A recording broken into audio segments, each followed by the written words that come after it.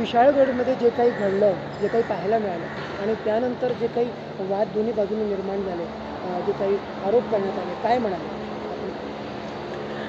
मला असं वाटते की हा महाराष्ट्र छत्रपती शिवाजी महाराजांना मानणारा आहे आणि त्यानुसार या महाराष्ट्रामध्ये जेही लोक राहतात त्यांनी अशा पद्धतीचे प्रकरणाला जास्त एनकरेज ना करताना हे आपण सगळ्यांनी आठवून ठेवलं पाहिजे की आपण छत्रपती शिवाजी महाराजांचे राज्यात आहे आणि त्याच पद्धतीने आपण राहिलो पाहिजे.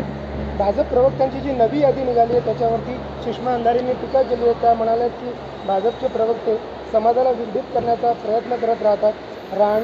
राणे आणि वाघ या अपयशी ठरल्यानंतर या नव्या प्रवक्त्यांची यादी आली आहे असं त्यांनी म्हटलं. मला असं वाटते की असे जे लोक सकाळ ते संध्याकाळी बोलत राहतात त्यांच्यावर बोलण्याची आमची इच्छा नाही आहे.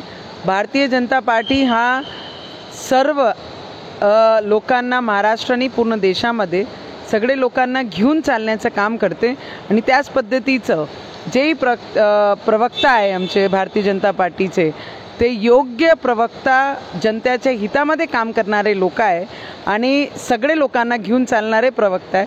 तर मला वाटते जेही लोक बोलतात त्यांना माहीत आहे यांचे प्रवक्ता झाल्यानंतर बाकी लोकांची दुकानं बंद होतील.